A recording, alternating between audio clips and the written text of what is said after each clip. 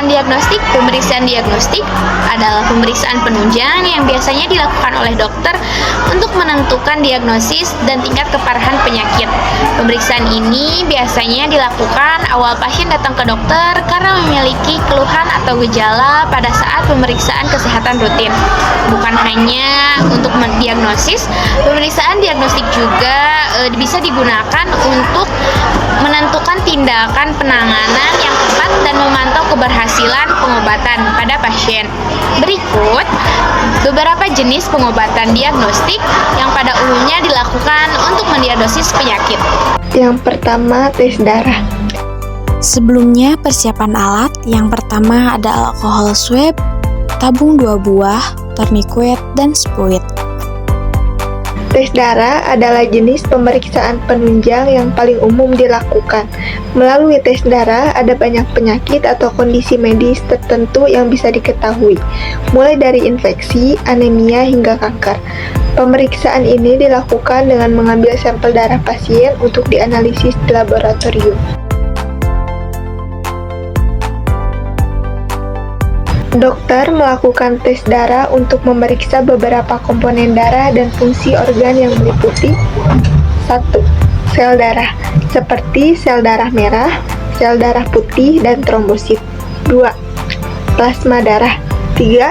Zat kimia dalam darah seperti gula darah atau glukosa, kolesterol, zat besi, elektrolit, dan asam urat.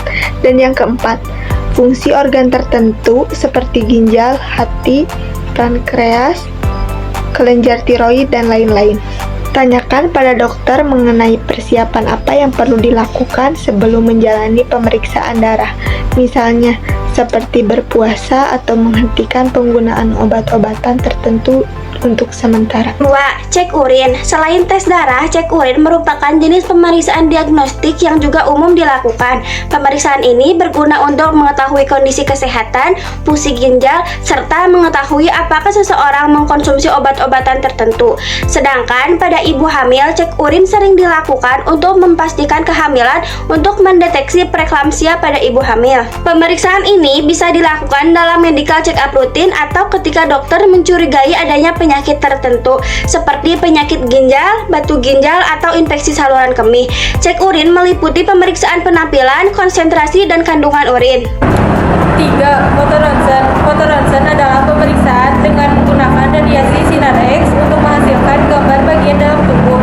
Pemeriksaan ini biasanya digunakan untuk mendiagnosis penyakit dan cedera termasuk 1. Kondisi tulang sebagai patah tulang, dislokasi, infeksi tulang atau radang sendi, dan juga osteoporosis dan kepadatan tulang. Yang kedua, kondisi paru-paru seperti pneumonia, paru-paru kolaps, dan kanker paru-paru.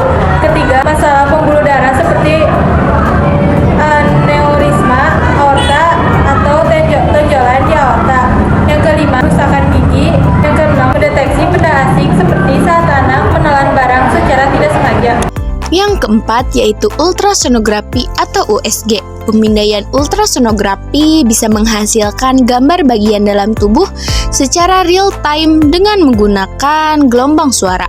Cara kerja USG berbeda dengan sinar X karena tidak menggunakan radiasi. Pada pemeriksaan USG, gelombang suara berfrekuensi tinggi akan dikirimkan ke bagian dalam tubuh yang diperiksa. Gelombang suara dipancarkan oleh transducer juga mendeteksi gema yang dipantulkan kembali.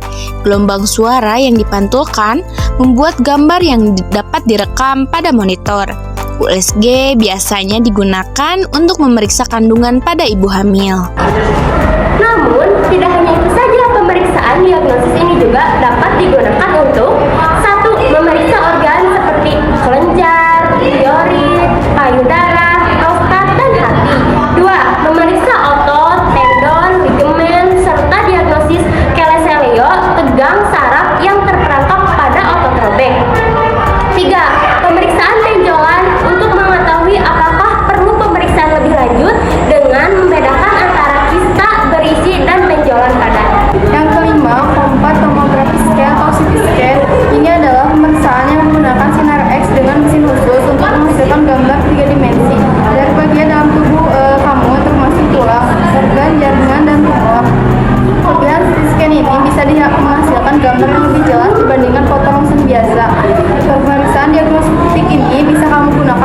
mendiagnosis berbagai kondisi seperti tumor atau infeksi, memeriksa adanya cedera serta kecelakaan serius, dan mendiagnosis anatomi tubuh yang tidak normal.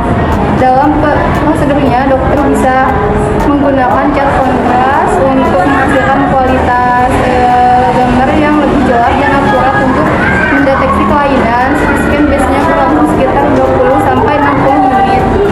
Yang keenam yaitu magnetic resonance imaging atau MRI. Hampir mirip dengan CT scan, MRI scan juga bisa mengambil gambar bagian dalam tubuh. Hanya saja pemeriksaan ini tidak menggunakan sinar X atau rongsen, melainkan gelombang magnet dan gelombang radio berkekuatan tinggi untuk menghasilkan gambar kondisi organ dan jaringan dalam tubuh. Pemeriksaan MRI bisa dilakukan untuk memeriksa hampir seluruh bagian tubuh, mulai dari otak dan sistem saraf, payudara, jantung dan pembuluh darah, hingga tulang dan sendi. Kelebihan pemeriksaan ini adalah bisa menghasilkan gambar yang sangat detail dan tidak menimbulkan rasa sakit.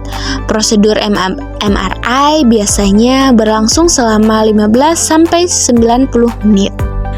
Yang ketujuh yaitu elektrokardiogram atau EKG. Pemeriksaan diagnostik ini biasanya direkomendasikan oleh dokter bila kamu mengalami nyeri dada, jantung berdebar kencang, atau masalah jantung lainnya. EKG juga bisa mendiagnosis serangan jantung, irama jantung tidak teratur, otot jantung stres karena penyempitan di arteri jantung, perikarditis, dan jalur listrik jantung abnormal. EKG adalah pemeriksaan yang menghasilkan grafik aktivitas fisik jantung kamu. Saat menjalani pemeriksaan ini, kamu akan diminta untuk berbaring dan melepaskan baju serta perhiasan yang kamu kenakan. Kemudian, dokter akan memasang elektroda di bagian dada, lengan, dan tungkai pasien. Pemeriksaan ini aman, tidak menyakitkan, dan tidak ada risiko tersengat listrik. Yang kedelapan, ada fluoroskopik. Pemeriksaan diagnostik ini digunakan untuk mendeteksi kelainan tertentu di dalam tubuh seperti kerusakan atau gangguan pada tulang, jantung, pembuluh darah, dan sistem pencernaan. Fluoroskopik digunakan untuk sinar röntgen untuk menghasilkan serangkaian gambar yang menyerupai video. Pada pemeriksaan ini, cat kontras biasanya juga akan diberikan untuk menghasilkan gambar yang lebih jelas. Lalu yang selanjutnya adalah endoskopi. Endoskopi dilakukan dengan cara memasukkan alat berbentuk selang yang elastis yang dilengkapi dengan kamera di ujungnya. Pemeriksaan ini biasanya dilakukan untuk mengevaluasi kondisi pada saluran cerna. Lalu untuk mendiagnosis penyakit-penyakit tertentu seperti tukak lambung, GERD, kondisi pendarahan pada saluran cerna, dan kanker lambung. Sekian materi yang dapat kami sampaikan. Mohon maaf bila ada kekurangan. Semoga dapat menjadi manfaat bagi kita semua. Wassalamualaikum warahmatullahi wabarakatuh.